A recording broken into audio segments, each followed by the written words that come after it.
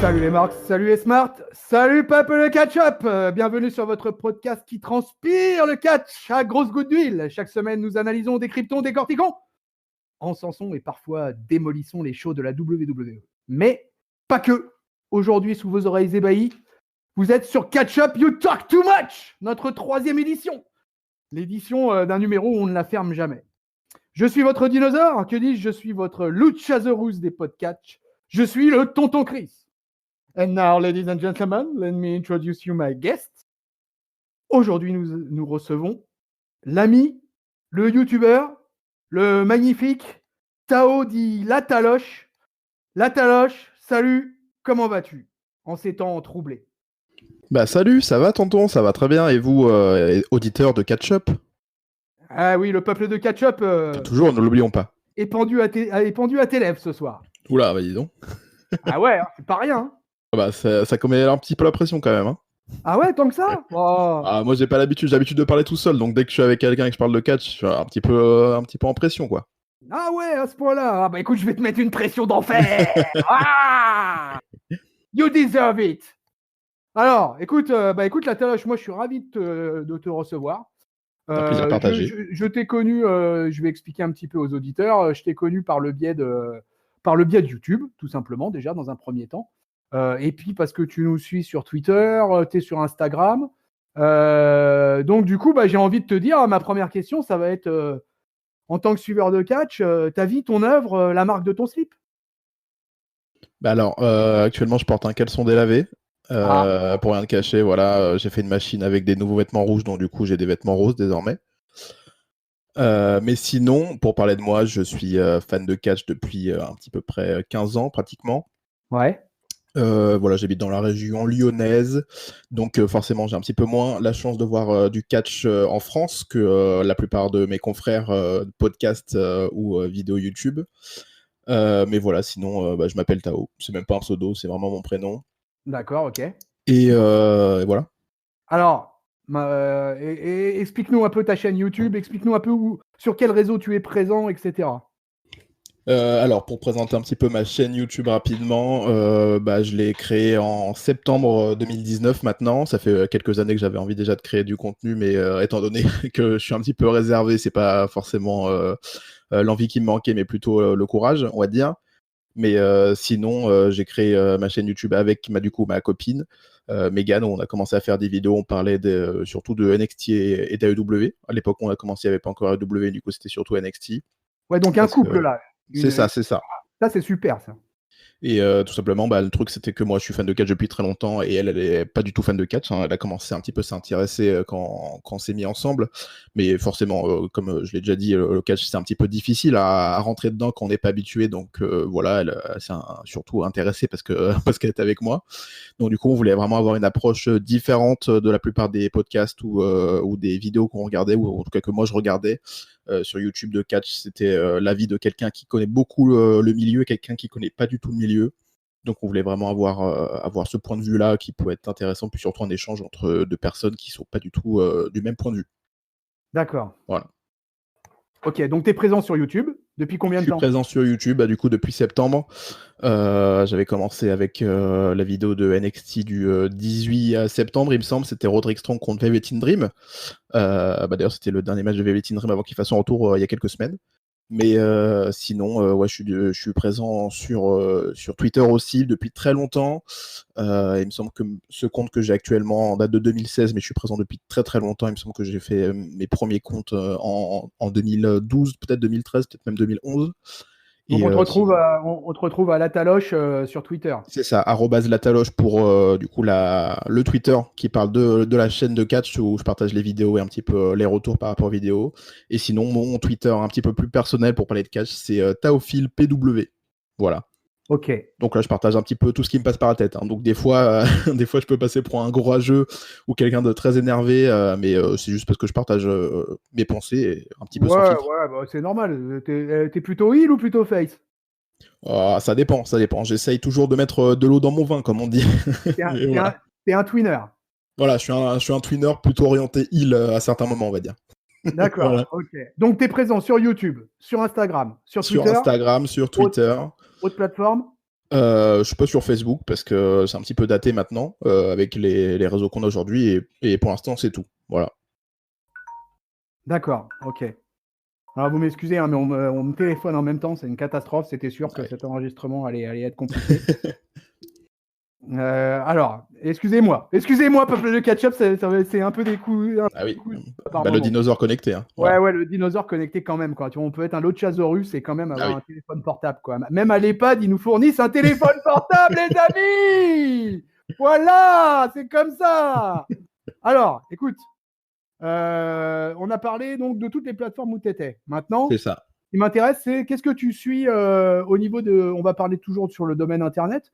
Ouais. Qu'est-ce que tu suis au niveau des podcasts, des youtubeurs, des chaînes YouTube, quoi. Qu'est-ce que tu suis? Alors, est-ce qu'on parle que de catch là ou pas du tout? On parle que de catch. Ah non, de toute façon, là, Ouais. la taloche, t'es à You Talk Too Much. Ok, And you d'accord. talk too much about catch. About Euh, wrestling. Bah oui, forcément. En plus, je suis avec la taloche, donc je vais pas parler de ce qui est pas la taloche. Voilà. Bah ouais, hein, puis t'es avec tonton Chris de catch-up, là. Bah oui. Donc du coup, en catch, ce que je suis, bah, c'est la base des bases. Hein. C'est 3CFM. Donc voilà, Sturi, Norbert, Rabi, Ludivine aussi et Flo de Moustache Mountain. Toute l'équipe du coup de 3CFM. Je suis aussi les rebuts du catch-up, bien entendu. Fatal 4-Way également, et je suis un petit peu, mais un petit peu moins assidu sur d'autres contenus comme So Catch by Al. Je suis aussi, qu'est-ce que je suis d'autre? Oulala, bah, je suis aussi Christophe Ajus maintenant qui a sa chaîne YouTube qui est très intéressante avec la cloche qu'il fait avec Ali de Catch Club, c'est très intéressant. L'univers d'Ajus. C'est ça, l'univers d'Ajus. Et sinon, après, je suis abonné aux chaînes YouTube de comptes de catch, hein, WWE, Impact, AEW, tout ça, quoi. Ok. Et maintenant, on a fait le tour des chaînes, donc on va aller vraiment jusqu'au bout de la synthèse. Ouais. Qu'est-ce que tu regardes comme. On décrypte pas, juste tu nous dis là les fédés que tu suis. Alors les promotions que je suis, j'en suis pas mal.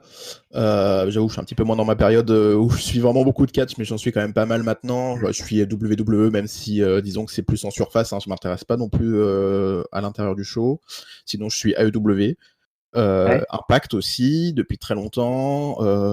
J'ai suivi la MLW, mais avant qui passe sur Beansport aux États-Unis, des choses comme ça, qui recrute un petit peu des grosses stars. J'étais un petit peu dedans, mais sans plus. Sinon, j'essaye de m'intéresser ces derniers temps au catch en France. Je dis pas catch français parce que pour moi c'est un petit peu biaisé comme appellation. Je dis catch en France.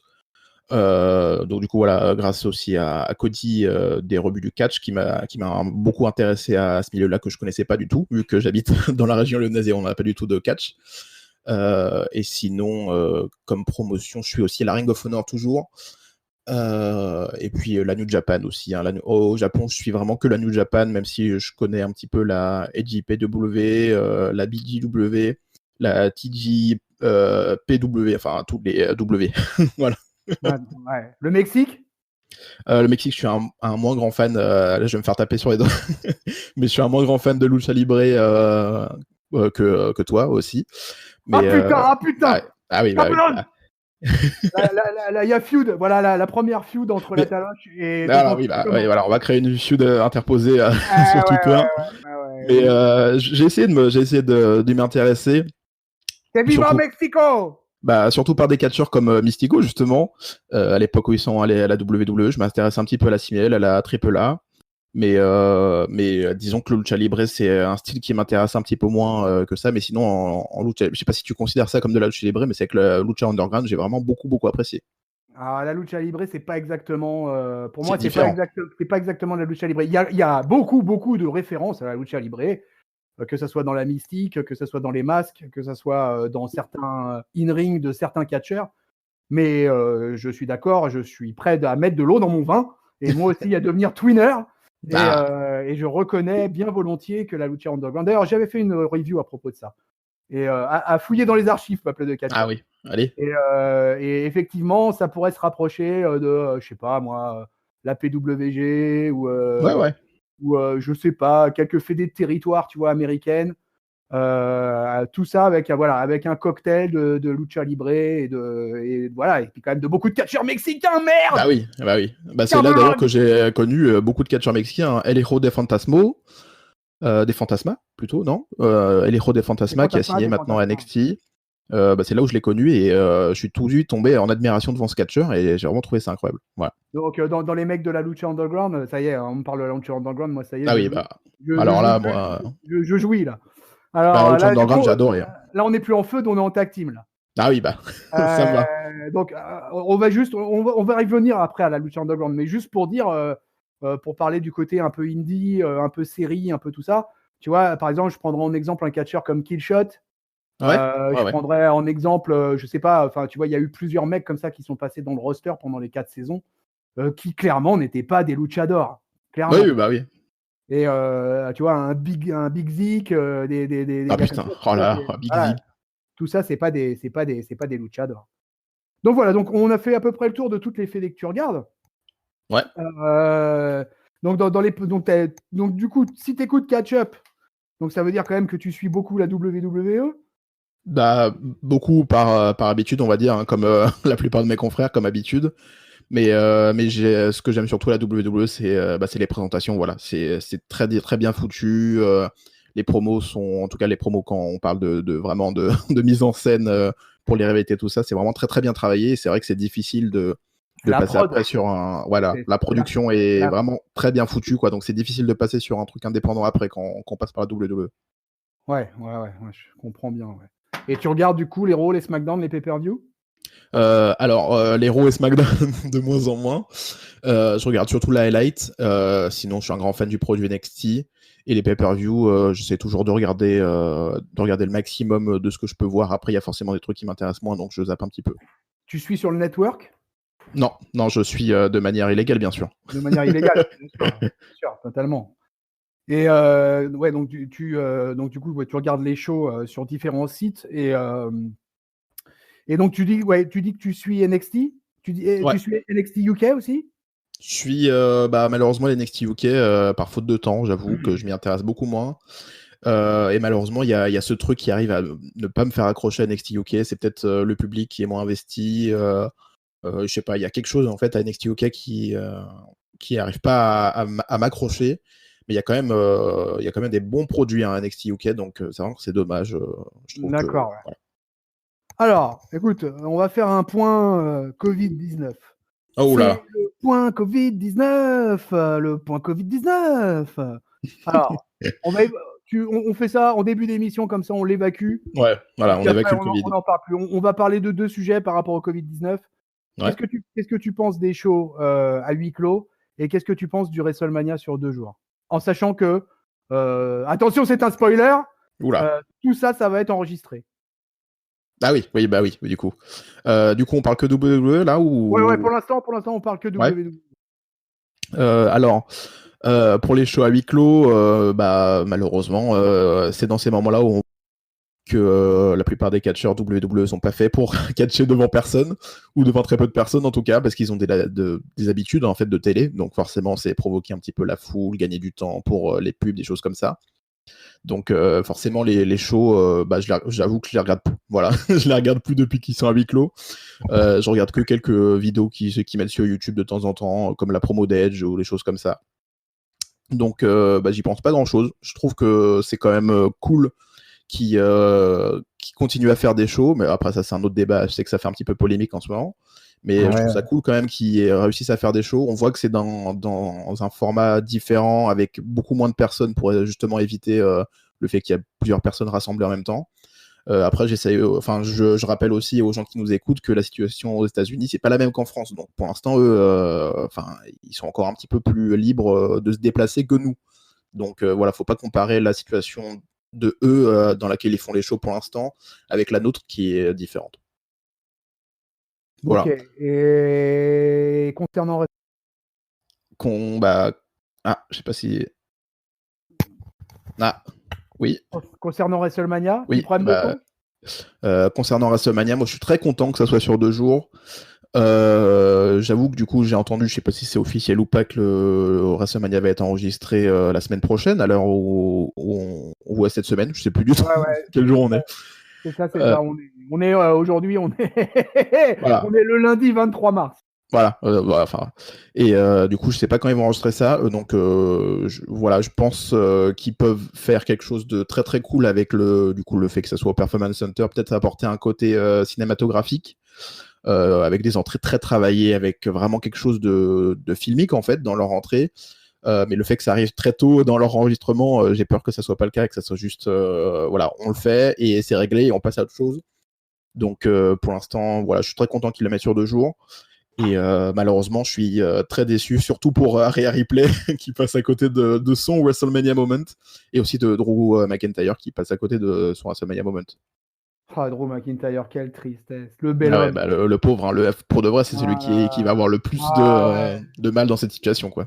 Ah, le bel homme, il doit être triste à l'heure actuelle. Là, ça doit être pour lui, là, dans sa chambre d'hôtel le soir confiné, là, ça doit être terrible pour Drew McIntyre. Ah ouais, bah là. Quand il a dû recevoir le script du WrestleMania enregistré, je pense que Drew McIntyre, il s'est enfermé dans sa piole. Il s'est sorti un bon gros scotch écossais. Ouais, bah là, il a écouté son ancienne musique d'entrée, hein, Broken Dreams, là. Ah ouais, Broken Dreams. Ouais, là, on est totalement dans le Broken Dreams. Ouais, là, ça n'a jamais été aussi valable, quoi. Bon, moi, les amis, peuple de catch-up et la taloche, vous avez juste à aller écouter la dernière review de SmackDown et de Raw et vous l'aurez, quoi. Mais moi, je fais partie de la catégorie des gens qui sont totalement contre. Voilà. Ouais, bah bon, ça, je comprends tout à fait. Hein, moi, je milite pour reporter, postponed, reporter. Voilà. Restez chez vous, restez fort, mais reportez. Voilà, ça serait un beau geste. Mais c'est mon avis à moi. Bah, ce serait bien aussi, hein. Moi je suis pas contre du tout un report, au contraire, hein. Franchement, si ça peut avoir une vraie foule avec un vrai public, ce sera d'autant plus cool. Ouais, je suis là, carrément d'accord avec ça. Là, tu prêches un converti de toute façon. Donc voilà. Donc moi, voilà. Allez écouter vous allez voir, il y a plein de trucs en ligne en ce moment. Là, je vous en parlerai un peu à la fin. Bon, maintenant, allez, on évacue la WWE parce que là, tu vois, c'est ça qui est cool à You Talk Too Much, c'est qu'on parle d'autre chose un peu. Ah oui, bah, on en parle beaucoup de WWE. Parce que nous, c'est notre fonds de commerce, hein, il faut dire ce qui est, hein, la team catch-up, nous, notre fonds de commerce, c'est la WWE. On traite un peu à la IDUB, mais sorti de ça, voilà, quoi. Nous, c'est notre fonds de commerce, c'est notre business, et best for business. Donc, bah oui. on est un podcast qui compte dans le YouTube game. Et puis surtout, on est sur toutes les plateformes de podcasts qui existent. Et c'est avec ça, d'ailleurs, c'est avec ces auditeurs-là qu'on a le plus de retours, le plus de vues, le plus d'écoutes, tout ce que tu veux, quoi. YouTube, c'est que quelque chose d'optionnel à catch-up en réalité. Ouais. Mais ça n'empêche pas qu'il faut quand même vous abonner et actionner la cloche. Bah oui, abonnez-vous à Catch-up, enfin, qu'est-ce que vous attendez? Bah ouais, voilà, bande de salopards. Et allez vous abonner à la taloche aussi, tout de suite, maintenant. Bah oui. Allez, on arrête la déconne. Alors, du coup, on va plus parler de la WWE, on va lâcher. Et Très bien. hein, they still got it, de toute façon. Donc, tant qu'ils auront le morceau pour continuer à faire des shows, bah, ils le feront, hein, parce que Vince, Bah oui. jusqu'au bout, jusqu'à C'est une la mort. entreprise, hein. C'est une entreprise. Ah ouais, c'est le plus gros business mondial de catch, quoi. Donc, voilà. Et maintenant, on va parler de la IDUB, si tu veux bien. Ah. Alors, toi, la IDUB, ça existe depuis le début de l'année dernière et les shows weekly ont commencé en octobre. C'est ça. Alors, quel est l'avis de la taloche dans la gueule sur la IW? Bah alors mon avis, j'en ai déjà parlé sur ma chaîne parce que je fais beaucoup de vidéos, parce que je fais surtout NXT et AW. Donc n'hésitez pas à aller voir d'ailleurs. Si vous écoutez cette vidéo, n'hésitez pas, je fais un petit peu de pub. Mais il faut, t'es là pour ça. Bah oui. Mais AEW, ces dernières semaines, c'est un produit que j'aime beaucoup. Et malheureusement, depuis le début, j'ai eu beaucoup de mal. Surtout le premier mois, tout octobre, en fait, j'ai vraiment été déçu. Voilà, après, c'est des vidéos que d'ailleurs j'ai fait avec ma copine, donc ça peut être intéressant pour les gens qui veulent vraiment avoir un avis avec un débat à l'intérieur. Faut regarder ces vidéos-là. Mais c'est vrai que les premières semaines, j'ai eu du mal, surtout avec le fait que 3 ou 4 semaines de suite, on a terminé le show avec une bagarre générale, avec 2 clans, et ça, j'avoue que j'ai vraiment du mal. Une fois ou 2 fois, ça me va, mais là, c'était vraiment fait tout le temps. Du coup, les premières semaines, j'avais vraiment du mal. J'adore vraiment les catcheurs qui sont à l'intérieur. Il y a mon catcheur préféré qui est Kenny Omega, qui est à la WWE, donc forcément, ça fait toujours bien. Après, j'ai un problème, et ça, c'est un problème plus personnel sur Cody et les Young Bucks. Mais voilà, je décrivise pas du tout leur talent de catcheur, parce que c'est des très bons catcheurs, surtout les Young Bucks. C'est vraiment c'est l'une des meilleures équipes de la planète, hein. Ça, ils l'ont pas volé. Mais voilà, les premières semaines, j'ai eu du mal. Après, j'ai commencé à comprendre un petit peu ce qu'ils voulaient faire, même si pour l'instant, je trouve qu'ils essayent un petit peu de chercher une sorte d'identité ou quelque chose comme ça. Parce que voilà, ça va à droite, à gauche pour l'instant. Il y a des idées qui sont là, mais qui sont soit pas assumées, soit trop présomptueuses peut-être. Donc, à voir, je pense que ça va se bonifier avec l'âge, hein, c'est comme le vin. Mais voilà, pour l'instant, c'est un produit qui me plaît, et surtout cette dernière semaine, c'est un produit qui me plaît beaucoup. Et les pay-per-view, t'en as pensé quoi des pay-per-view? Revolution, All In, All Out, Alors les premiers, le premier c'était quoi? All In? C'était All In. All In, All In. j'ai beaucoup apprécié parce qu'en plus il y avait un match pour le titre NWA et j'adore la NWA. D'ailleurs, j'ai pas dit, oui, mais je regarde la NWA Power aussi, donc voilà. Ah ouais, Je tu fais des regardes critiques Power. sur ma chaîne en plus, donc voilà. Mais Ok. oui, Cody contre Nickel Diaz pour le titre NWA, pour moi c'était vraiment incroyable. Voilà, je suis un grand fan de la NWA, donc ça me fait vraiment plaisir. Et sinon, tout le pay-per-view all-in, j'ai vraiment beaucoup apprécié. Après, je t'avoue que je me rappelle pas non plus de toutes les cartes qu'il y avait eu pendant les pay-per-view. Mais voilà, le Révolution, je l'ai trouvé assez sympathique, même si on avait eu 2 weekly juste avant qui étaient très très bons. Donc forcément, passer après 2 très bons shows hebdomadaires, ça fait toujours un petit peu bizarre. Mais sinon, c'est très bien géré. Le fait qu'ils en mettent un tous les 3 mois, je trouve ça beaucoup plus intéressant pour pouvoir construire des vraies rivalités et vraiment un vrai programme autour des pay-per-view. Et ça, c'est vraiment un plus-value de leur part. Ouais. Et après, si on prend un peu division, tu penses de la division tag team? Qu'est-ce que tu penses de la division féminine? Qu'est-ce que tu penses du main event? Alors, la division féminine, je vais directement lâcher le poids mort parce que c'est vraiment horrible. Voilà, Franchement, la division féminine, c'est, de toute façon, tout le monde le sait, hein, c'est le point faible de la AEW. Après, c'est comme ouais, je l'ai dit un petit peu. c'est plus un secret, ouais. Ouais. Mais de toute façon, c'est comme je l'ai dit un petit peu plus avant, c'est le problème que j'ai surtout avec Cody d'un point de vue personnel où voilà, il nous fait des promesses, des choses comme ça qui sont pas respectées. Hein. C'est l'égalité entre les hommes et les femmes qui est là que pour faire de la promotion pour sa compagnie, parce qu'en soi, ce n'est pas du tout le cas. Voilà, le fait d'ailleurs que le titre féminin soit aussi immonde, je pense que ça joue dessus. Là, il commence à se relever depuis 3-4 semaines pour créer une vraie division féminine avec quelque chose derrière, donc depuis la prise de titre de Nyla Rose. Mais sinon, jusque-là, c'était mauvais. Voilà, j'ai pas grand-chose à dire de plus. Je suis un grand fan de Yuka Sakazaki. Donc voilà, ça m'a fait vraiment plaisir de la voir du côté de la AEW, même si elle a fait 2 ou 3 matchs, pas plus. Mais sinon, voilà, d'un point de vue aussi tag team, la division tag team, c'est quelque chose qui m'avait beaucoup plu au début. C'était d'ailleurs pour moi le point fort de la AEW.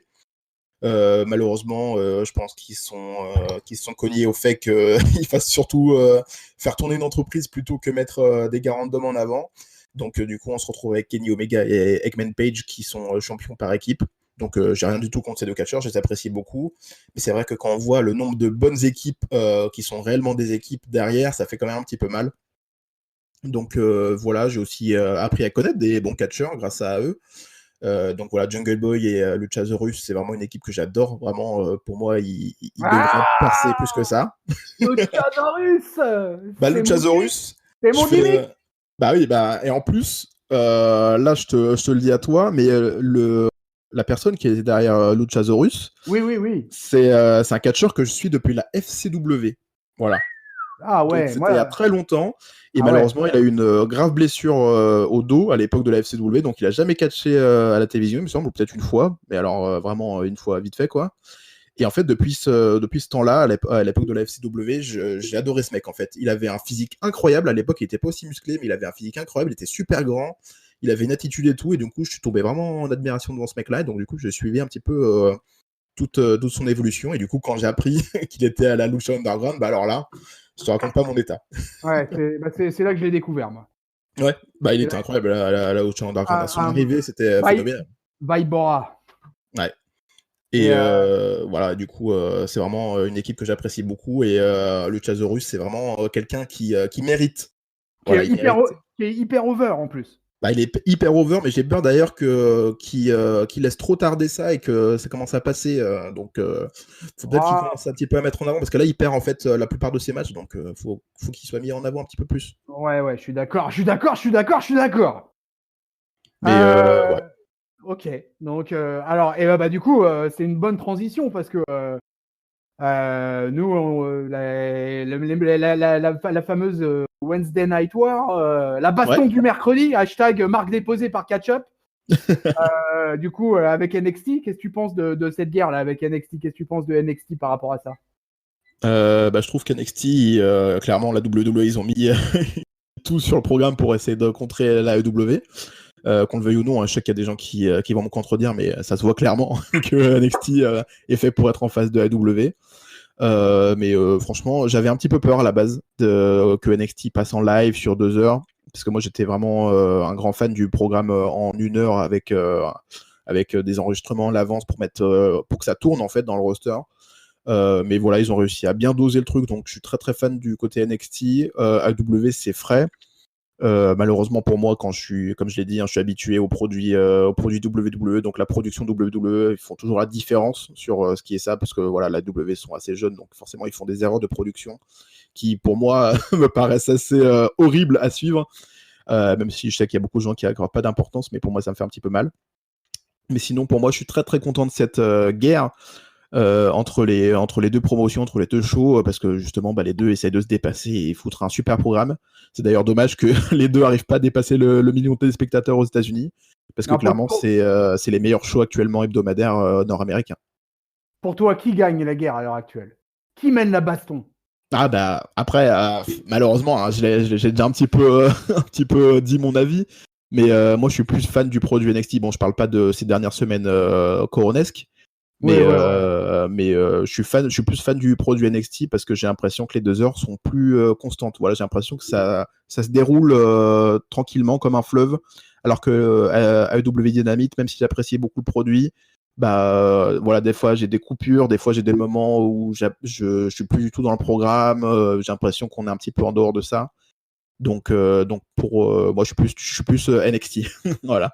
Ouais, alors moi écoute, moi je suis partagé dans le sens, enfin, je kiffe NXT je suis NXT depuis le début et je kiffe et ouais, j'ai vu tous les takeovers, voilà, je rate pas un weekly.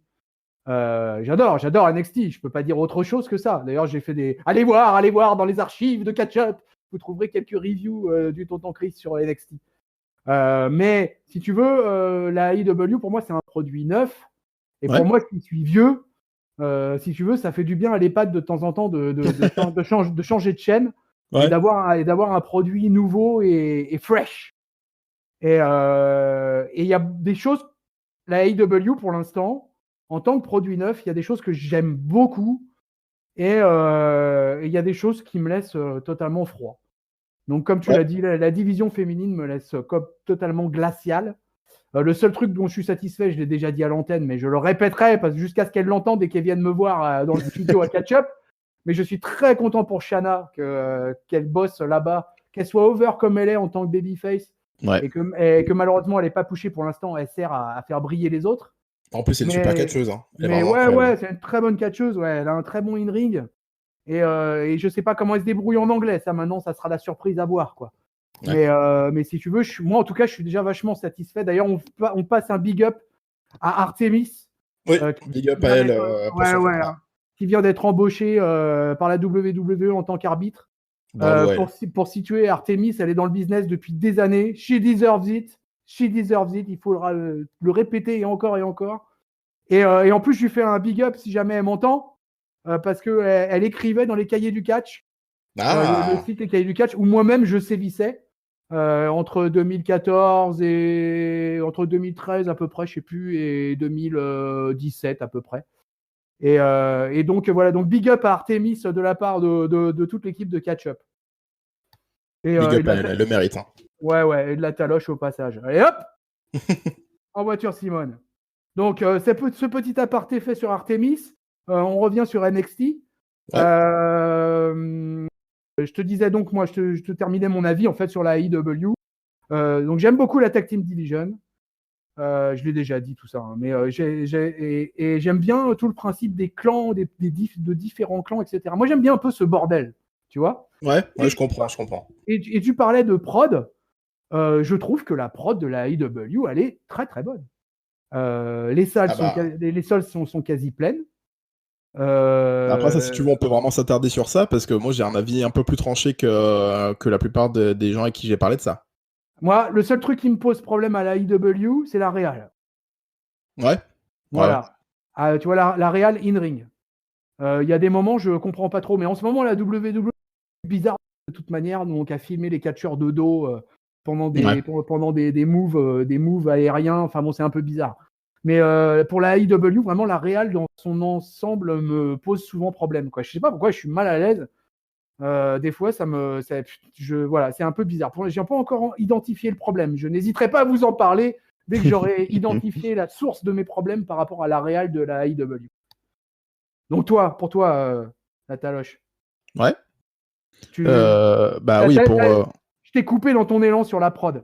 Ouais, sur la prod, bah moi, il y a vraiment beaucoup de problèmes. Déjà, le fait que l'entrée de la AEW, je la trouve très sympathique, ça change beaucoup.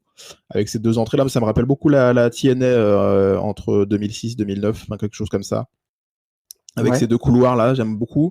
Mais moi, c'est vraiment aussi sur la réalisation, la production que je trouve vraiment en deçà, et limite, c'est un petit peu bizarre de voir ça alors que c'est censé être un gros show, le deuxième plus gros show aux États-Unis, après la WWE.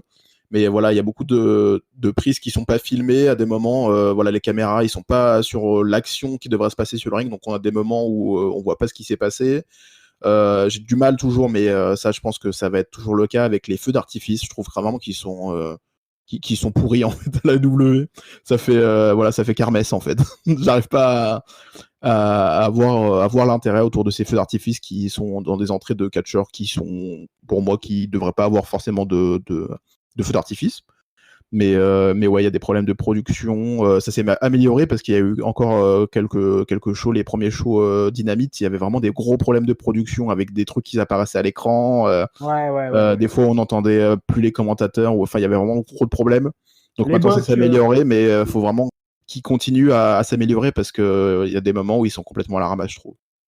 les botches de Jim Ross, Ah oui, bah ça maintenant, les, c'est devenu habituel. les botches des incrustations, Oh putain, oh là là. le système de ranking sur les victoires-défaites qui est, à mon avis, complètement con. Ah oui, bah ça, je suis totalement d'accord avec toi. Je peux même faire limite un sujet sur ça. Parce que le sujet à la EW de les victoires et les défaites, ça compte. Mais alors, bullshit, mon cul, quoi. C'est vraiment incroyable. Je trouve qu'ils sont d'une telle hypocrisie. C'est fou, quoi. Donc, du coup, on a toujours le tableau des victoires, des défaites, des catcheurs de la semaine, des trucs comme ça. Mais ça sert absolument à rien, en fait. Ouais, je suis d'accord. Donc, voilà. Voilà. Ok, bon, bah écoute, on a fait la WWE, on a fait la WWE. Maintenant, on va passer un peu sur l'Indie.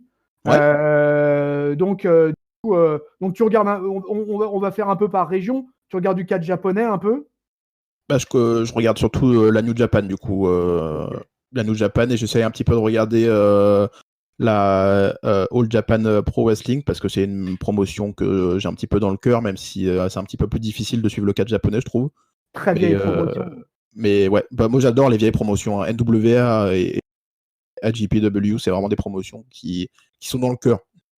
D'accord, ouais. Ouais, donc tu kiffes ce genre ce genre de truc. Et alors, quand tu regardes la NJPW ou tu regardes tu regardes les PP, ton rythme de suivi de ces fédérations-là? Alors mon rythme de suivi de la New Japan, c'est quelque peu par-ci par-là, parce que moi je suis plus du côté américain, avec un show par semaine, un pay-per-view qui est fixe, des choses comme ça. Donc le système de tournée et de pay-per-view qui se déplace par-ci par-là, des choses comme ça, j'ai un petit peu plus de mal. Mais après, c'est parce que je regarde aussi beaucoup de trucs, donc forcément, je prends pas la peine de me renseigner comme il faut et de le noter quelque part qu'il y ait un show ce jour-là, qu'il faut que je le regarde. Mais sinon, la New Japan, je regarde toutes les années Wrestle Kingdom, de préférence en live si je peux. Et après, je regarde les gros pay-per-view comme Dominion, Sakura Genesis, je sais pas s'ils le font encore, mais Sakura Genesis, le show anniversaire aussi toujours. G1 Climax. Et les G1 Climax, voilà, j'essaie de regarder. Malheureusement, les G1 Climax, c'est comme à chaque fois. Je commence les premières journées, je regarde vraiment autant que je peux, et puis au bout d'un moment, je décroche, donc du coup, je regarde que les matchs qui m'intéressent. Et Voilà. Wrestle Kingdom, du coup. Ouais, Wrestle Kingdom toujours, et j'essaie toujours de le regarder en live si je peux. Ok. Catcheur favori Au Japon, putain, mon catcheur favori au Japon, putain, tu m'en poses une belle. Pas forcément ton catcheur favori, mais 2-3 catcheurs qui te viennent comme ça à l'esprit. J'ai Sanada. Je suis un grand fan de lui parce que je l'ai connu à la TNA à À la l'époque où il était TNA, jobber. il était à la TNA. Il était jobber. Ouais, c'est ça. Sinon, j'adore Hiromu Takahashi. Super content de le revoir du coup maintenant. Mais sinon, New Japan, en fait, New Japan, je les apprécie à peu près tous parce que c'est pas, pour moi, j'ai du mal à comparer ça avec du catch américain parce que pour moi, c'est vraiment du catch sportif pour le coup. Donc, moi, je regarde des sportifs en fait s'affronter plus que des catcheurs. Donc, je les apprécie à peu près tous parce que de toute façon, c'est à peu près comme les fans japonais. Hein. Tant qu'ils s'y mettent à fond, tu peux que les applaudir. Donc, voilà, je les aime vraiment tous. Et Okada, même si j'ai un petit peu du mal avec son style à certains moments, c'est pour moi l'un des meilleurs catcheurs de la planète, comme je pense tout le monde le sait maintenant. Ouais, je crois qu'il y a plus tellement dans le monde des suiveurs, il y a plus tellement de doute là-dessus, quoi. Voilà, il y a Kota Ibushi aussi. Je l'ai oublié, mais Kota Ibushi, c'est même plus un catcheur ou un sportif pour moi, c'est un demi-dieu. Et après, après, on va passer. On a fait le Japon. Bon, le Mexique, on en a parlé un peu au début. Donc, on reviendra sur la lucha underground après. Ouais. Donc, du coup, on va parler un peu du catch européen, du catch français en particulier. Ouais. Alors, c'est quoi ton avis, toi, sur le catch français là, du 21e siècle? Alors, du coup, je peux faire ma promotion parce que j'ai sorti une vidéo samedi soir avec du coup ma copine Megan qui, ça fait très longtemps qu'elle n'est pas apparue sur la chaîne, donc voilà, où on a du coup regardé un show de catch français qui était disponible sur YouTube, un show assez récent. Et du coup, on en a parlé de notre avis. Donc, je vous invite, tous les gens qui écoutent, et même toi, tonton, à aller commenter cette vidéo en la regardant, bien sûr. Parce que du coup, vu qu'on connaît pas beaucoup le catch en France, du coup, on a un avis plutôt tranché, on va dire, sur le sujet, pour pas vous spoiler. Mais voilà, c'est quelque chose que je connais pas trop. Tout simplement parce que, comme je l'ai dit, là, j'habite dans une région où on n'a rien. Donc je peux pas me déplacer, même si j'aimerais beaucoup me déplacer pour aller voir des gros shows. Forcément, j'ai pas le temps aussi avec le travail, des choses comme ça. Mais voilà, je suis très très content de la montée ces derniers temps, ces dernières années de grosses promotions comme l'APC, qui font des très gros shows. Hein. D'ailleurs, ils ont même mis le show avec la Progress sur leur chaîne YouTube, donc ça fait vraiment plaisir. Sinon, après, je connais un petit peu la base des bases, hein, ICWA, West Catch aussi. Et la promotion que j'ai un petit peu dans le cœur ces derniers temps, même si malheureusement j'ai pas eu la chance de les voir en live et que j'aimerais vraiment beaucoup, c'est Atlas Wrestling Club. J'aimerais vraiment beaucoup les voir et c'est vraiment pour moi un projet très très intéressant, peut-être même le projet le plus intéressant dans le catch en France actuellement. D'accord. Des catcheurs français là, comme ça, qui te viennent à l'esprit là à l'heure actuelle que t'aimerais Que j'aime, Rick Salem. J'adore Rick Salem. Il y a la Yen du Rançon aussi. Ouais, Lion du Rançon. Sinon, Tristan Archer, c'est toujours une valeur sûre. Ah bah oui. Là, du coup, dans la vidéo que j'ai faite avec ma copine, on a vu Mike Divecchio, que je connaissais pas du tout, enfin, à part de nom, mais sinon, j'avais vraiment jamais vu catcher ou quoi que ce soit, donc vraiment gros coup de cœur pour lui. Et sinon, là, voilà, il y a Jean-Michel aussi. Jean-Michel qui a la Rix, coucou à Cody. Mais Jean-Michel, Salut Cody. j'ai vraiment apprécié ce que j'ai vu de Jean-Michel, voilà, c'est un vrai coup de cœur. Cody. Ah, ok, donc voilà, c'est ton lien un peu avec tout ça. Ouais, voilà, du coup, je connais pas, donc c'est un petit peu Ok. de ce que j'en déduis de peu de choses que je vois. Mais j'aimerais bien m'intéresser plus. D'accord, ouais.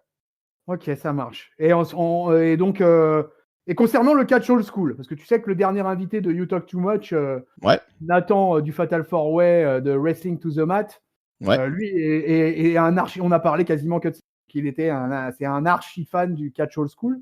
Donc toi, est-ce que tu en regardes? Qu'est-ce que tu regardes si tu en regardes? Alors, je regarde, des fois, je tombe des matchs de la NWA. Hein. J'ai dit, je suis fan de la NWA, donc voilà, des vieux matchs de la NWA, ça me fait toujours plaisir. Après, j'avoue que j'ai un petit peu moins d'accroche ou d'attache particulière avec le catch old school, même si j'aime bien regarder.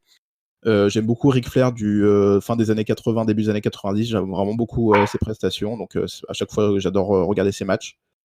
Et sinon, malheureusement, voilà, le catch old school, c'est un petit peu un produit qui pour le coup, aujourd'hui est dépassé. Donc, c'est un petit peu plus difficile de vraiment voir un intérêt, même si je connais mes bases. Voilà, je connais mes bases WCW, NWA, WWF, tout ça. Voilà, je connais même l'Ange Blanc. Voilà, c'est pour te dire à quel point le catch old school, c'est quelque chose qui m'intéresse. Ah là là là, l'Ange Blanc et le bourreau de Béthune. Bah oui, bah c'est mon grand-père qui m'en parlait quand j'étais petit. Ah, Quand j'ai commencé à être fan de catch, il m'a dit qu'à l'époque, lui, il regardait l'Ange Blanc. Donc après, ouais, je me suis renseigné. Voilà. l'Ange Blanc face au bourreau de Béthune, ouais. Ouais. Il y a eu deux mecs différents sous le masque de l'Ange Blanc. Ah bah ça, je savais pas, par exemple, tu Ah, vois. tu savais pas? Ouais, bah si, il y a eu deux mecs différents. Il y a eu un premier gars, je crois, qui était un. Alors là, je les ai plus en tête là parce que là, j'ai mon Alzheimer qui me reprend, mais il me semble bien qu'il y en avait un des deux qui était espagnol. Et il me semble que c'était Ouais, la deuxième, enfin, qui était d'origine espagnole, qui faisait partie de l'immigration espagnole des années 30. ouais, ok. Et, le premier, j'ai un doute, donc comme je veux pas dire de bêtises, aidez-moi dans les commentaires, peuple de ketchup. Donc voilà, écoute, je te parlerai à l'occasion de moi, quel est mon vécu par rapport à ça. Et, Ouais, ça m'intéresse beaucoup, ouais. voilà. On en parlera dans une autre occasion, mais là, c'est pas le jour. Mm. You talk too much and you never. C'est cool. Bon, alors, on a fait quasiment le tour de tout. Maintenant, alors là, tu vas passer à l'épreuve du feu. Ouh là là. Tu vas passer par-dessus la troisième corde si ça se passe mal. C'est que maintenant, on va parler un peu Mexique, on va parler un peu luchador, on va parler un peu le kiff de tonton Chris, quoi. Ouais, Donc, ok. on va attaquer juste, t'en as déjà parlé un petit peu au début, donc juste ton rapport avec les, on va dire avec la CMLL, avec la AAA. Bah, mon avis, c'est que bon, bah, c'est des promotions qui sont très vieilles, donc forcément, ça m'intéresse. 1933, la CMLL. 1933.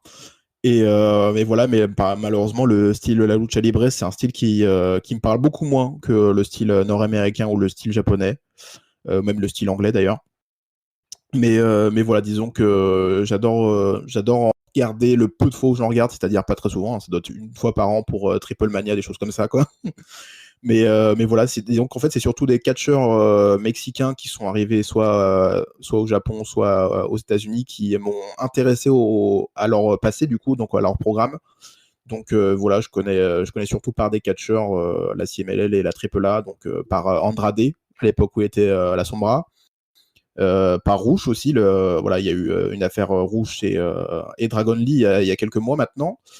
Et voilà, sinon c'est Mystico à l'époque en 2011 qui m'a vraiment me fait intéresser à la CMLL. Il était à CMLL, il me semble, à l'époque.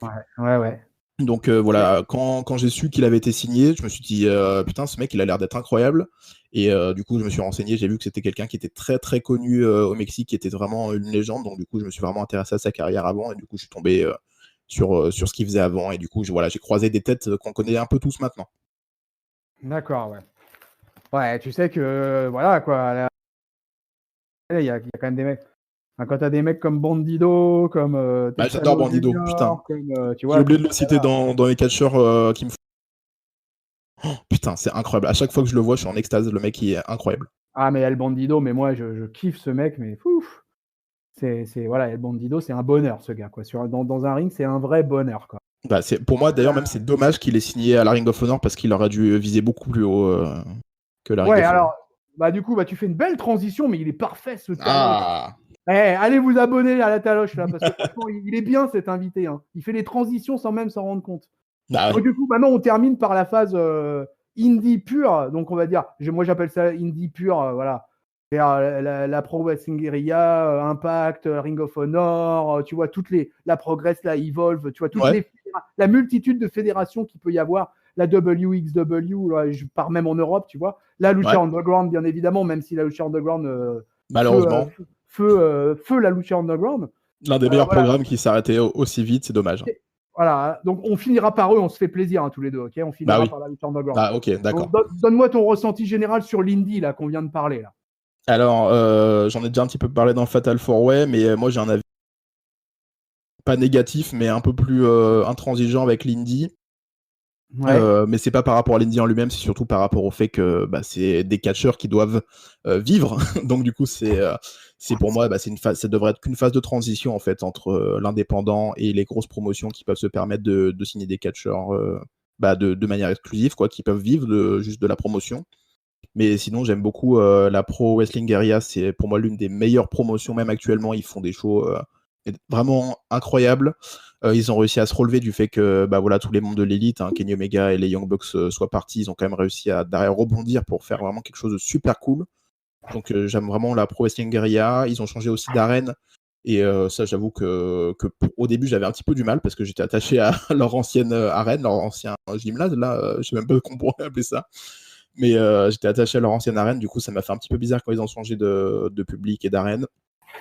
Mais sinon, voilà, le Impact, comme je l'ai dit, je suis un très grand fan d'Impact depuis très très longtemps maintenant. Donc voilà, je vais pas m'attarder sur Impact parce que c'est vraiment un sujet qui me tient à cœur, donc je vais en parler très très longtemps. Mais sinon, la Ring of Honor ces dernières années, malheureusement, tellement dégradé que j'avoue, je fais beaucoup de blagues sur mon Twitter, @taophilpw, n'hésitez pas à aller vous abonner. Mais voilà, la Ring of Honor. Il est bon, je l'aime. Mais ouais, la Ring of Honor, malheureusement, ils sont que l'ombre d'eux-mêmes, en fait. Ils ont plus vraiment un programme intéressant. Le fait qu'ils mettent PCO en champion du monde, pour moi, ça a été vraiment un coup qui enterrait encore plus la promotion. Heureusement, maintenant, c'est plus le cas. C'est Rouge qui a récupéré la ceinture. Mais voilà, disons que les salles, ils sont plus vides du côté de la Ring of Honor. Ils ont un petit peu du mal à retourner, même si je m'y intéresse beaucoup, parce que voilà, c'est aussi une promotion qui est certes moins vieille que de la plupart de celles que j'ai citées avant, mais qui est quand même une promotion assez majeure du côté des États-Unis. Donc forcément, voilà, je suis un petit peu attaché, surtout voilà, à l'époque des Daniel Bryan, Samoa Joe, CM Punk, des choses comme ça, voilà, qui m'avaient beaucoup plu et beaucoup attiré dans le programme. Il y a aussi un catcheur que j'apprécie beaucoup, si ça, je pense que je suis le seul Français qui apprécie ce catcheur, c'est Matt Taven. J'apprécie vraiment voilà, ce qu'il fait, même si là, il apparaît plus trop. Mais c'est vraiment un catcheur que j'apprécie vraiment, surtout son évolution, parce que je l'ai suivi depuis ses débuts, donc forcément, quand tu vois l'évolution d'un catcheur, tu t'attaches beaucoup plus. Ouais, c'est clair. Mais c'est voilà. pour ça qu'on aime autant d'ailleurs les catcheurs de NXT, par exemple. Bah c'est ça. Moi, j'adore. En fait, moi, je suis fan de promotion de développement, en fait. Vraiment, c'est ce qui me plaisait. C'est pour ça d'ailleurs que je suivais beaucoup la FCW. C'est d'ailleurs là où j'ai connu le Luchasaurus maintenant. Mais j'adorais la FCW, j'adorais voir des mecs en fait qui étaient rien du tout et les voir progresser de semaine en semaine, les voir développer leur personnage, fournir un bon catch, tout ça. Donc moi j'adore vraiment les promotions de développement. Donc malheureusement maintenant il y en a plus trop. Voilà, c'est pour ça qu'NXT a un petit peu pris le pas. Mais NXT, disons qu'ils arrivent très bien à trouver cet entre-deux entre les nouveaux jeunes talents et les catcheurs un peu plus établis. Donc voilà. Après je m'attarde pas plus sur NXT parce qu'on parle pas d'NXT là. Mais voilà, sinon en promotion indépendante, la Progress, même si je me suis jamais trop attardé sur leurs produits, j'aime vraiment beaucoup leur identité. Ils ont l'air un petit peu d'être des rebelles voilà, qui fournissent du bon catch. Donc voilà, et comme en plus j'ai vu le show APC contre Progress hier, donc je suis encore un petit peu dans le truc. Donc je suis content de cette promotion-là. La VXV, malheureusement, je me suis pas intéressé à plus que ça. Voilà, donc je pourrais pas trop juger le produit sur ça. Ok, impeccable. Bon, et puis maintenant, notre petit bonheur à nous, notre petit bonbon, notre petite friandise de notre You Talk Too Much commun. La cerise sur le gâteau. Lucha Underground. Baby. Alors là, que dire comment commencer déjà? Là, il y a tout à dire et rien à dire en même temps, quoi. C'est un sujet incroyable, la Lucha Underground, quand même. 4 saisons. 4 saisons avec des hauts, des bas dans les saisons quand même, mais quand même 4 saisons qui sont excellentes. 4 pay-per-view. Oui, d'ailleurs c'est des pay-per-view incroyables d'ailleurs. Enfin, les fins de saison comme ça là, c'est ouh. Mais ouais, c'est incroyable franchement. Je sais même plus combien d'années maintenant ça fait qu'ils ont arrêté leur programme. Ça fait, je vais te dire ça. Vas-y, continue. Je vais te dire ça. Ça fait depuis 2017, je crois qu'ils ont arrêté. Enfin, ça doit être un truc comme ça, ouais. Ça me rajeunit pas aussi, ces bêtises. Mais et moi, qu'est-ce que je dois dire? Espèce de jeune, va. Mais ouais, la Lucha Underground, j'ai suivi depuis le début en fait, parce qu'il me semble que c'est la AAA qui avait organisé ce programme-là, parce qu'ils voulaient un petit peu s'implanter aux États-Unis sans forcément mettre directement la AAA aux États-Unis. Et du coup, j'ai suivi ça depuis le début. Ils voulaient se baser à Los Angeles, c'est ce qu'ils ont fait dans un très beau hangar qu'ils ont bien aménagé, avec une foule aussi incroyable. D'ailleurs, il y a une très bonne vidéo de Sokach by Al, un vlog où il est allé justement à des enregistrements de la Lucha Underground. Il me semble que c'était la saison 4 à l'époque. Donc voilà, si vous voulez si vous voulez vous intéresser un petit peu plus à la lucha underground vraiment directement sur place, vous pouvez aller voir la vidéo de So Catch by Al, qui est une très bonne vidéo. Mais sinon, voilà, j'ai suivi vraiment le programme depuis le début. Je me suis vraiment intéressé déjà à des fins de business, voilà, parce que c'est quelque chose qui m'intéresse, hein, aussi le business du catch, comment tout ça s'organise et tout à l'intérieur. Donc voilà. Et puis après, ils ont aussi signé, enfin, c'était pas vraiment des signatures exclusives, mais c'était quand même des bonnes signatures, comme Ricochet, qui était du coup en Prince Puma, Rey Mysterio, quand même, qui a fait un énorme ajout dans le programme.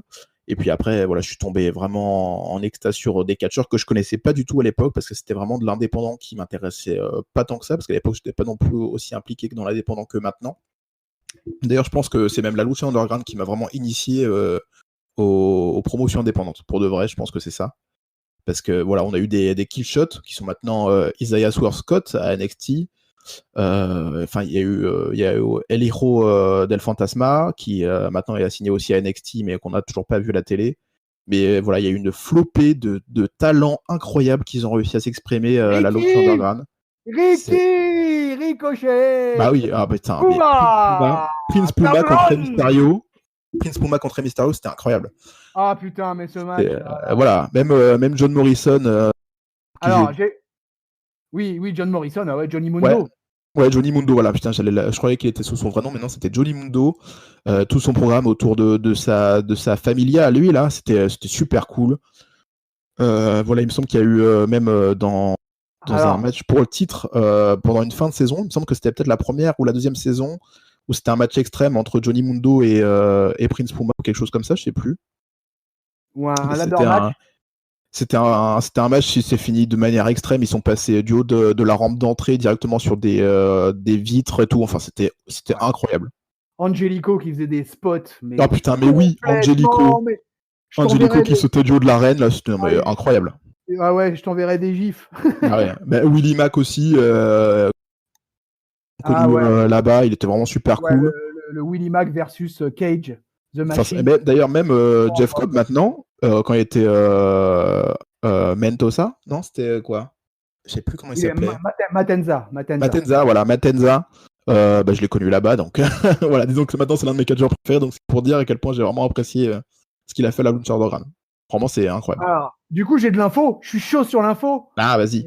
J'ai retrouvé tout ce qu'il fallait grâce aux archives des cahiers du catch. Et donc, j'écrivais, moi, sur le forum de la lucha underground, sur les cahiers du catch, et je faisais des reviews par écrit, là, pour le coup, pas à la mode catch-up. Ok. Et, de tous les shows, de tous les épisodes et de tous les trucs. Et donc, le dernier épisode, il date approximativement du 12 novembre 2018. Ah, ok. Donc, voilà. Et à l'époque, sous vos oreilles ébahies, j'écrivais Ultima Lucha 4, ça parle d'Ultima Lucha 4, vu que c'est la fin, quoi. Ouais. Donc, voilà, Lucha Underground, saison 4, c'est fini. Ultima Lucha 4 s'est achevé dans un chaos indescriptible. Je vous mets en spoiler, blablabla. Accrochez vos ceintures, les Believers. Le main event opposait donc Mod Martinez au génialissime Pentagon Jr., qui, après un combat particulièrement sanglant, reprend son titre. Mais à la Lucha Underground, il se passe toujours quelque chose. Vampiro monte sur le ring, remet la magnifique ceinture au luchador et agresse celui-ci. Et après un petit fight, un nouveau personnage vient prêter main forte à Vampiro que celui-ci présente comme son master. Du coup, Pentagon se fait sévèrement tabasser et qui donc se pointe, je vous le donne en mille, c'est Jack Strong himself qui vient faire son cash-in. Ah oui, putain. Qui vient faire son cash-in pour remporter. Ce cash-in rapide et victorieux avec son ankle lock. Strong devient champion Lucha Underground et aura touché les 2 ceintures Lucha Underground dès sa première saison. Le bonheur, c'est qu'au vu des segments de la fin, une saison 5 semble bien sur les rails. J'étais bien optimiste à l'époque. Ah oui. et un nouveau petit gars, ma foi, fort sympathique est venu donner quelques nouvelles pour lancer la saison 5. Il ne s'agit ni plus ni moins de Bad News Barrett. Oh oui, putain, oui. Oh là là là là. Franchement, c'est des super bons souvenirs, putain, c'est ouf. I'm afraid I've got some bad news. Lucha Underground is over. Oh là là là. Oh putain, là, mais oui. D'ailleurs, c'est là aussi où j'ai rencontré Pentagon Junior avec son personnage de Pentagon Dark là. Il était incroyable. Franchement, il était incroyable. C'était démentiel. Moi, j'ai pas raté un épisode, j'ai pas raté un pay-per-view.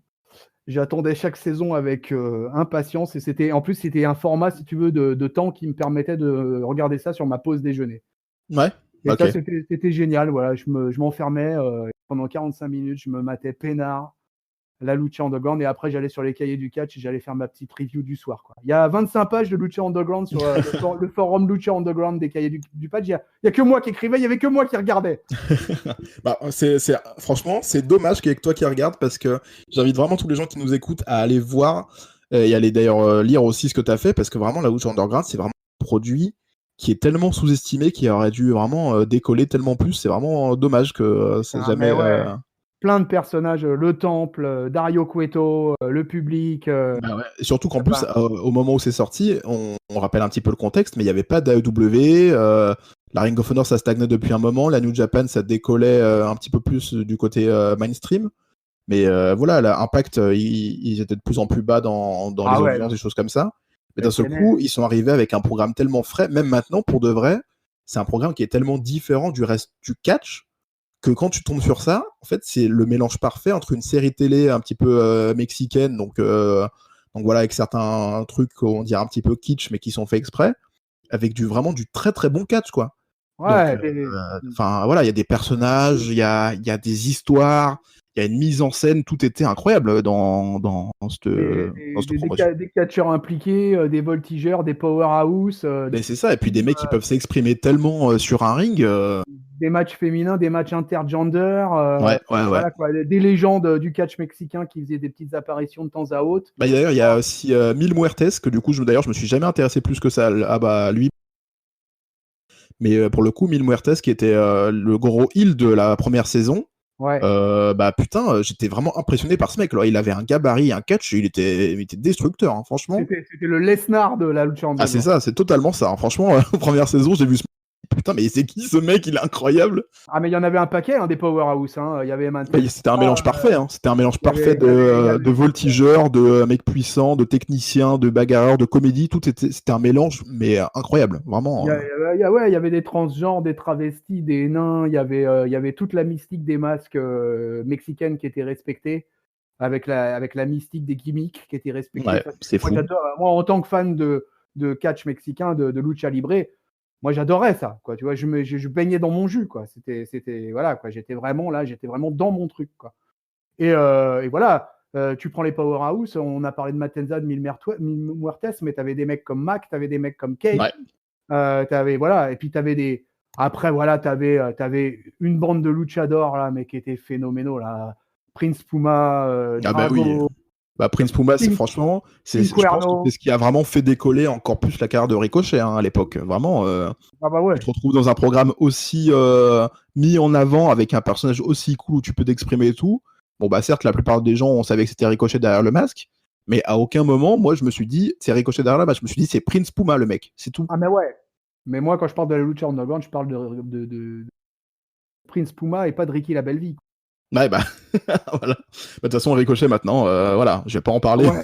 Non, Ça bah fait non, non, ça ferait trop plaisir à mon collègue Giscal qu'on en parle. Carbone. Mais voilà, on a une émission Giscal et moi un jour, on fera une émission spéciale Giscal et moi, spéciale Ricochet. Ça va lui faire trop plaisir de le démonter en direct. Ouais, donc voilà, là on s'est fait plaisir. Voilà, la Lucha Underground, les amis, si vous savez pas ce que c'est, Franchement, allez voir. En plus, vous avez du contenu, hein. Vous avez du contenu, vous avez 4 saisons. Franchement, faites-vous plaisir, hein. Ah ouais, ouais. En plus, dans cette période de confinement, voilà, au lieu de regarder des Raw ou des SmackDown personnes où c'est un petit peu le malaise, allez regarder des vrais shows avec un vrai public investi, quoi. Vraiment. Ouais, et puis avec des matchs avec des stipulations sympas pour beaucoup et avec plein de trucs. Voilà. Enfin, il y avait moi le Aztec Warfare, par exemple, leur version du Rumble que je trouvais génial. Ouais, bah, franchement, c'est super cool. Chaque année et chaque saison, vous avez un Rumble en saison. Ils ont instauré le cash-in que dans la 4e saison. Ouais, bah, du coup, Avant, la dernière. Enfin, il était plus ou moins sous une certaine forme quand même, parce qu'il était avec Ouais, c'était la ceinture. Ouais, c'était la ceinture. La ceinture aux 7 médaillons. Et donc, du coup, non, vraiment, c'était une promotion fantastique. 4 ans, c'est passé trop vite. Et vraiment, moi, j'ai été très, très triste quand ça s'est fini. Ah, bah, moi aussi, franchement, c'est dommage. Bah voilà, et bah écoute, on a fait le tour de tout ce qui concerne les promotions. Ouais. Et alors, j'ai une question pour toi maintenant, c'est comment t'es devenu un suiveur de catch? Comment je suis devenu un suiveur de catch? Ouh là là, alors. T'as 25 ans, on le rappelle, quoi. Ouais, j'ai 25 ans. Donc, comment t'es devenu un suiveur de catch? Et accro, parce que t'as une chaîne YouTube, voilà. Ouais. T'es accro, quoi. On peut le dire. Bah, ça s'est fait en plusieurs, en plusieurs périodes. Mais la première fois que j'ai regardé du catch, je suis pas du tout tombé fan de catch. Voilà, j'ai regardé la première fois. Du coup, je connaissais pas. C'était sur RTL9 très tard le soir. Il me semble que j'étais en vacances avec des cousins, peut-être des choses comme ça. Et j'étais tombé sur un Raw où en fait c'était à l'époque de l'évolution encore. Il me semble que c'était la fin de l'évolution à peu près. Où c'était Triple H qui affrontait je ne sais plus qui avec Ric Flair qui était encore son manager à l'époque. Et en fait, tout simplement, Triple H et Ric Flair, il me semble qu'ils ont gagné le match par une tricherie ou quelque chose comme ça, comme à l'époque, quoi. Et juste après, il y a tout le roster qui les ont entourés autour du ring et par le public pour pas qu'ils s'échappent. Et d'ailleurs, je sais pas du tout comment ça se finit, mais je suis tombé sur ça à l'époque. Et je me rappelle surtout à ce moment-là de Hurricane. Voilà, The Hurricane qui sortait du public d'un seul coup avec son personnage de super-héros. Je me suis dit, mais c'est trop bizarre ce truc. Et voilà, je suis pas du tout tombé fan de catch à ce moment-là. Parce que déjà, voilà, tu tombes sur un truc comme ça où tu vois un vieux qui est Ric Flair, même déjà à l'époque, il était déjà vieux. Et un mec qui avait un petit peu de brioche qui sortait de ça avec sa moustache bizarre, qui était entouré par des personnages qui n'avaient aucun sens en fait. Donc forcément, je suis pas du tout tombé fan de catch à ce moment-là. Je me suis dit bon voilà, c'est fun, c'est un truc que je regarde le soir avant de me coucher vite fait. Mais voilà, et puis la période où je suis vraiment tombé fan de catch, ça s'est fait progressivement. Et le moment où je sais que je suis vraiment tombé fan de catch, c'est Jeff Hardy contre Randy Orton, la rivalité de Jeff Hardy contre Randy Orton. Mais ça a commencé vraiment avec le retour de Chris Jericho que je connaissais pas vraiment du coup à cette époque-là. Mais voilà, c'était le retour de Chris Jericho en 2007, fin 2007. Où il revient avec en mettant un coup de la corde à linge au mec qui tient la flamme olympique là, quand Randy Orton était champion. Et du coup, il fait son retour sous une ovation du public incroyable. Du coup, je connaissais pas le mec, donc j'étais un petit peu surpris. Et puis après, ce qui m'a fait vraiment accrocher et rester, c'est surtout la rivalité Jeff Hardy contre Randy Orton que j'ai vraiment trouvé cool. Et surtout le moment où je sais que je suis tombé fan de catch, c'est le Swanton Bomb de Jeff Hardy du haut de la rampe d'entrée, du haut de 15 mètres, il me semble, sur Randy Orton directement. D'accord, ouais. Donc ça, c'est resitue-moi les années là. Bah là, on est début 2008, fin 2007, quelque chose comme ça. D'accord. Voilà, c'était juste avant que ça passe en HD d'ailleurs. Il me semble que la première fois que j'ai regardé vraiment un show en HD, ça devait être juste le show avant que ça passe en HD. Donc c'était il y a 12-13 ans, quoi. C'est ça, ouais, c'est ça. Ouais. Et à partir de là, après, t'as plus jamais lâché, quoi. Bah, j'ai plus jamais lâché. À l'époque, on n'était pas vraiment dans la période fan de catch, mais ça commençait progressivement à passer partout en France. Ils sont passés sur NT1 très rapidement après. Et puis après, voilà, toutes les chaînes ont eu un petit peu leur promotion de catch. Donc après, je suis tombé sur un show d'Impact sur TF6, commenté par Céline Varini et Magloire. Oh là là. Et même si les images étaient dégueulasses et qu'à l'époque, malheureusement, la télé n'était pas aussi perfectionnée qu'on l'a maintenant, mais je suis tombé directement fan du produit d'Impact, en fait, donc, enfin de TNA à l'époque, du coup. Et du coup, je me suis directement accroché. Et il me semble d'ailleurs que, comme quoi, toute mon histoire de fan de catch tombe avec des légendes que je connaissais pas. Mais c'était le show où Mick Foley était devenu le general manager ou l'exécutif de Impact, du coup, qui représentait la TNA. Et du coup, c'était Kurt Angle qui était le champion ou quelque chose comme ça à l'époque, qui est venu le confronter en mode ici c'est chez moi, qu'est-ce que tu fous là? Et Mick Foley qui se fait tabasser et après il dit que maintenant c'est son nouveau patron. D'accord. Voilà, j'avais vraiment aimé ce moment-là. Ok.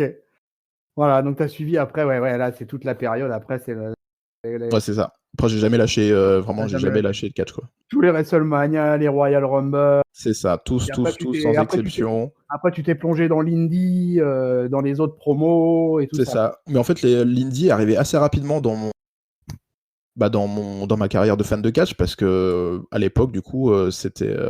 Moi, je suis un enfant d'internet, hein, voilà. Donc forcément, depuis que je suis né, je connais internet. Quand je suis né, j'avais la première PlayStation, donc voilà, tout a été très rapide pour moi. Donc voilà, dès que je suis tombé fan de catch, je suis allé me renseigner. Donc c'est comme ça que je suis tombé sur des archives. À l'époque, c'était sur des vieux sites. Je sais même pas d'ailleurs, je pourrais même plus vous rappeler le site. Mais voilà, du coup, j'ai regardé des centaines d'heures de catch depuis les années 80 jusqu'à la période où je suis tombé fan de catch. Et Donc, tu lisais des sites internet pour sortir de l'image, en fait? Est-ce que tu allais sur des sites Ouais, bah à l'époque, il y avait moins de contenu vidéo, forcément. Donc, je sais pas si YouTube existait vraiment ou alors c'était vraiment au début, donc pas grand-chose. Mais je lisais beaucoup et je suis tombé assez rapidement aussi sur le forum de jeuxvideo.com, sur le forum catch, quoi. Et à l'époque, j'avoue, voilà, quand t'es un tout petit fan de catch, un débutant, que t'y crois encore un petit peu, donc forcément, tu écris un petit peu du caca tout le temps. En plus, il y a des gens sur le forum catch qui avaient peu de patience et c'est assez compréhensible parce que maintenant je suis devenu comme eux. Mais voilà, mes débuts ont été assez difficiles en tant que fan de catch pour partager mon avis, surtout que, comme je l'ai dit, dans le Fatal 4-Way, j'ai une légère dyslexie, donc forcément à l'écrit, en plus, c'est pas facile pour moi. Donc voilà, mais j'ai jamais la passion du catch, même si ce coup de frein du forum catch de jeuxvideo.com m'a freiné quand même beaucoup dans mon partage avec les gens concernant ma passion. Ouais. Ouais, voilà, à un moment dans ta suiveur de jeunes suiveurs de catch, t'as brisé le kayfabe. Voilà. Voilà, disons que voilà, c'est toujours. Je pense que voilà, quand on parle aussi de fans de catch, on se dit oui, bon bah eux ils y croient, ils sont un petit peu dans le truc comme ça, même on dit qu'ils sont un petit peu bêtes. Mais je pense que une partie des gens qui regardent le catch, même si tu sais pas que c'est scénarisé, tu dis toujours qu'il y a quelque chose qui est pas de la logique en fait. Donc inconsciemment, je pense que tous les gens qui regardent du catch savent que c'est organisé, scénarisé, même si on n'a pas encore brisé le kayfabe, quoi. Ouais. Donc voilà, moi c'est arrivé assez vite. Je sais que maintenant, les gens qui m'entourent savent que je suis fan de catch. J'ai pas du tout honte d'en parler, au contraire. Voilà, même si j'ai toujours les mêmes discussions avec mes parents, qui, à chaque fois que je regarde du catch, ce qui est pas souvent le cas avec mes parents, vu que j'habite plus avec eux depuis un moment. Mais à chaque fois que je suis avec eux et qu'il y a du catch à la télé, mon père a toujours cette réaction en me disant quoi, tu regardes encore du catch, c'est des gens en slip qui se bagarrent. Et ma mère qui à chaque fois est choquée en disant mais ils se font. Donc voilà, c'est les mêmes conversations depuis pratiquement 15 ans. Ils se font quoi? J'ai pas compris. Ils se font mal quand même, quoi. Même voilà. Oui. Parce qu'elle regarde le truc et vu qu'elle a eu un petit peu du sport de bagarre quand elle était jeune, donc elle se dit quand même que quand elle voit le truc, elle dit ils se touchent vraiment, quoi. Donc ils doivent se faire quand même vachement mal. Et puis voilà, du coup, je leur explique vite fait. Mais voilà, au bout de 15 ans, j'arrête de leur expliquer et je rigole juste.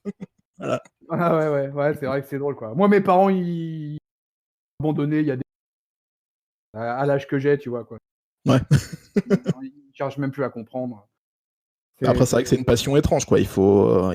Ah ouais, chacun son trip, hein. Écoute, de toute façon, c'est comme ça, quoi. Donc, si nous on est là ce soir, hein, c'est parce que. Ouais. Et moi, je compare souvent ça avec du théâtre. Voilà, une pièce de théâtre. Le catch, c'est une pièce de théâtre, mais avec des gens qui se bagarrent, quoi. Voilà. Ouais. C'est de la bagarre scriptée, et puis. Voilà, quoi. Et puis après, chacun il trouve son compte et l'interprète à sa manière et comme il a envie de le faire. Voilà, Tant qu'on nous laissera libre de regarder du catch et d'en faire des reviews, et ben on sera comme ça. Il y a bien des gens qui regardent les anges et voilà, quoi. Voilà. Chacun. Moi, j'aurais envie de leur tirer des coups de fusil à ces gens-là et j'aurais envie de ou alors envie de leur dire venez plutôt regarder du catch. Voilà, il y a bien des gens qui sortent en cette période de coronavirus, des gens qui sortent et qui se font la biser. Voilà. Et vous y verrez des beaux mecs, vous y verrez des femmes, vous y verrez tout ce qu'il faut. Enfin, qu'est-ce que tu veux? Ça, c'est un débat tellement long. Ça, c'est pareil. Ça mériterait qu'on consacre une émission complète à ça, quoi. Ah oui, carrément. Ça, tu vois, c'est un truc, en fait, on peut pas en parler en 5 minutes. C'est un sujet impossible à gérer en 5 minutes, ça. C'est vraiment, c'est vraiment quelque chose de particulier, ça. Bon, ma dernière question concernant le catch, c'est est-ce que tu assistes à du live? Est-ce que tu as déjà assisté à des shows live? Du coup, comme je t'ai dit, j'habite dans la région lyonnaise, donc pas de catch à côté de chez nous. Voilà, s'il faut que je me déplace, ce serait genre en Lorraine, comme ça. Donc voilà, malheureusement, j'ai pas trop le temps ni les moyens d'y aller régulièrement. Mais voilà, comme je t'ai dit, j'aimerais beaucoup vraiment voir l'Atlas Wrestling Club, qui est pour moi l'une des promotions les plus intéressantes à suivre actuellement en France, du coup. T'as jamais assisté à un house show à Paris? Si, j'ai assisté mais à la WWE, mais pas un show catch française, quoi.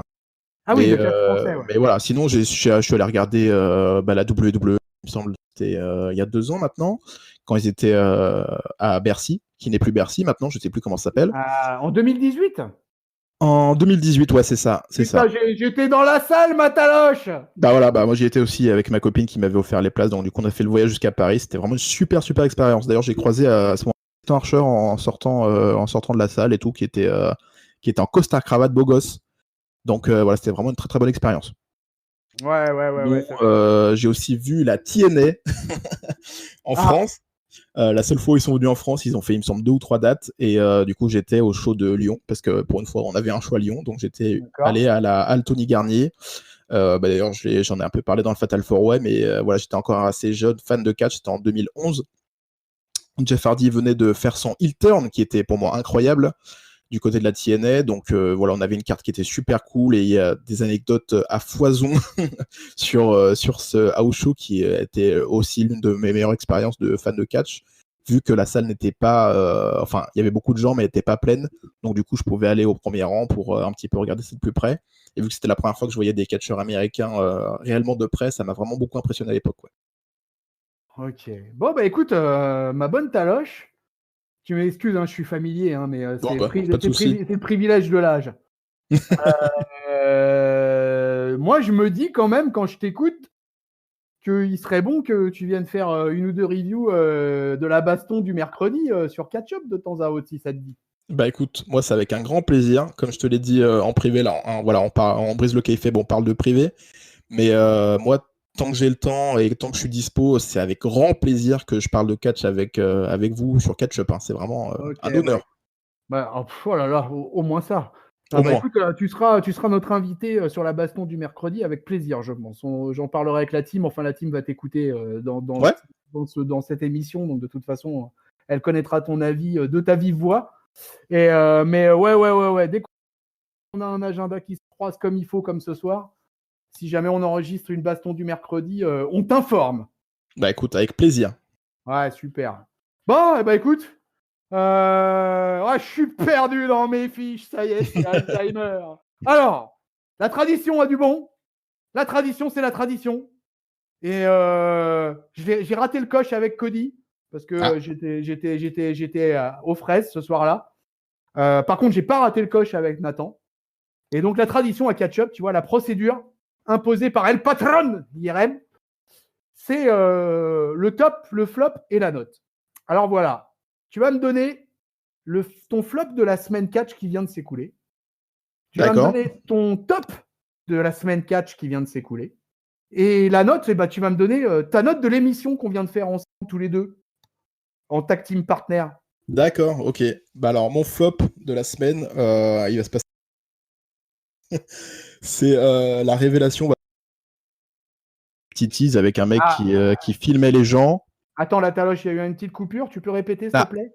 Oui, du coup, mon flop de la semaine, c'est du côté d'Impact. D'accord. Avec la révélation de la personne qui se cache derrière le Reality is Lost, ICU. Voilà, c'était un mec qui se cachait dans les vestiaires, qui filmait les gens à leur insu, tout ça. Et en fait, on a eu la révélation cette semaine que c'était Sami Callihan. Donc, énormément déçu parce que voilà, j'adore ce catcheur. Mais disons qu'on a des semaines.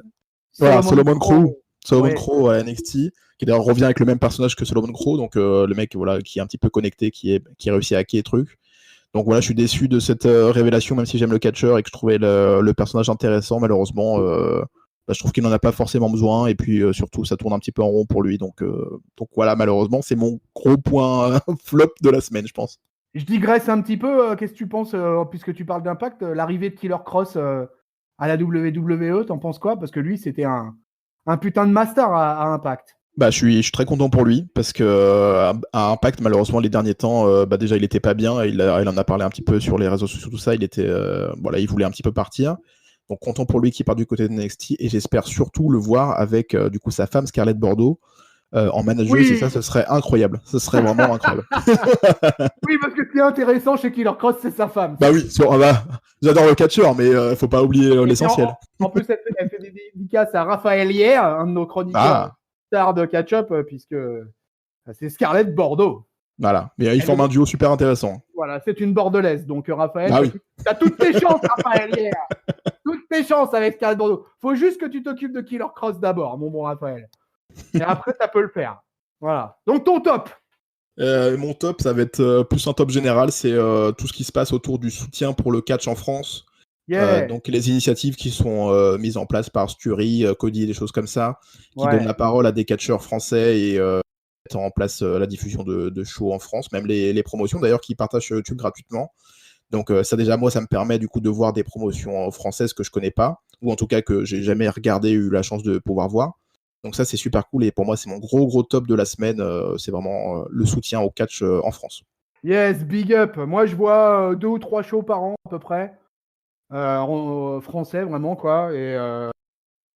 Et voilà. Et ce soutien que tu soulignes, c'est super. Hein. Franchement, c'est génial d'avoir un invité. Mais il est bon, hein, il est bon cette taloche. Vous en pensez quoi, la team catch-up là? Ouais, vraiment, ouais, big up à tout le catch français et à toutes les initiatives qui sont faites pour leur sortir la tête en dehors de l'eau, quoi, parce que c'est des intermittents du spectacle. Hein. Bah oui, ouais, eux, ils ont pas la chance d'avoir des... Et Voilà. là, leur temps de travail va être largement amputé pour cette année 2020. Et puis, on souhaite surtout qu'ils gardent tous la santé et qu'ils puissent nous proposer des bons shows de catch. Et puis, on en reparlera à l'occasion, mais moi, j'ai un énorme projet de créer un NXT France, quoi. Donc, de toute façon, ça va chier. 2021, ça va chier. Ouais. Et tout le réseau catch français, là, tout le game de YouTube, des podcasts, les catcheurs, les promotions, tout ça, il va falloir trouver un moyen de s'unir. Unissons-nous, bordel! Voilà, moi je suis sur un très gros projet. Je tease en fin de vidéo, mais je suis sur un énorme projet. Voilà, je dis pas plus parce que peut-être que ça se fera jamais, même si j'espère que ça se fera. Mais sur quelque chose qui pourrait faire en sorte que des choses comme ce qui se passe en ce moment réussissent à quand même faire en sorte que les catcheurs et catcheuses soient rémunérés régulièrement. And that's the bottom line. Eh oui. Excellent. Bah écoute, voilà, on est à la fin. Là, ça y est, on y arrive. Là, on a déjà bien creusé dans le temps. Ouais. Bah écoute, tu vois, ici, tu es chez toi. Bienvenue chez nous. Bah merci. La Taloche, c'est un bonheur. Donc du coup, allez écouter la Taloche. Allez sur YouTube, actionnez la cloche, abonnez-vous. Vous le retrouvez sur Twitter, vous le retrouvez sur Instagram. Ouais. Ça, c'est la promo de notre ami la Taloche. Merci beaucoup. Vous connaissez la promo, l'auto catch-up. Nous, on est partout. Nous sommes omniscients, nous sommes omniprésents dans la catchosphère. On est sur Instagram, on est sur Facebook, on est sur Twitter. On est sur les cahiers du catch. On est sur toutes les plateformes de podcast, quoi. Deezer, PodCloud, tous les machins bidules. Enfin, voilà, tous les trucs. On est sur YouTube. Abonnez-vous sur YouTube. Faut nous faire de la référence, les amis. Faut aller nous mettre des pouces. Faut actionner la cloche. Faut faire des vues. Faut qu'on soit plus référencé. C'est pas normal sur YouTube qu'on soit si peu référencé, les amis. Faites des commentaires. Et engueulez-nous quand vous n'êtes pas content. Pas content. N'hésitez pas. Nous, on est carrément d'accord. On va avoir des feuds avec notre peuple de catch-up. C'est fait pour ça, de toute façon, quoi. Je vais terminer en remerciant d'abord mon invité, la Taloche. Merci de ta présence ce soir. Bah, merci à toi, tonton. Ouais, c'était un plaisir. Le Luchasaurus face à la Taloche, c'était quand même une belle affiche. Voilà, je pense que là, on commence à taper fort à You Talk Too Much, quoi. Mais vous inquiétez pas, You Talk Too Much, c'est loin d'être terminé. Il y a encore pas mal d'invités prévus dans les temps prochains. Qu'est-ce que je dois faire bah, ce soir, c'est un peu spécial. Voilà, on est en plein confinement. Donc, je veux faire une dédicace à tous mes sauces de la team Catch-Up individuellement, quoi. Donc, je vais faire une bise à l'admirable amiral, à mon matelot à moi, à l'inénarrable Giscal, quoi, parce que ça, voilà, le anti-ricochet. À Mista Nosho Kyrias, hein, je te taquine, mon Kyrias.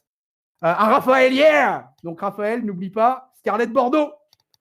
À l'ignoble Ringside. Il est malade, mon ignoble Ringside, et j'espère qu'il va bien se porter et que ça va bien aller pour lui. Il était présent dans la review de la baston du mercredi. Allez nous écouter. Et puis, je termine avec le dernier, quoi, mais pas le moindre. The last but not the least. Je termine avec El Patron Yerem. Des bises à toi, à toute ta petite famille. Et puis, en espérant que tu continues à gérer les vignettes. Yeah, parce que c'est le grand Manitou de la vignette, Yerem. Il faut que le peuple de Catch-Up le sache. Voilà. Eh ben, écoute, on se quitte là-dessus. Vous étiez sur You Talk Too Much, hashtag Team Catch-up, hashtag La Taloche. Vous avez vu We Never Shut Up, mais quand même un moment-ci, un petit peu. On vous fait des bisous. Salut La Taloche. Salut. Salut peuple de catcheurs.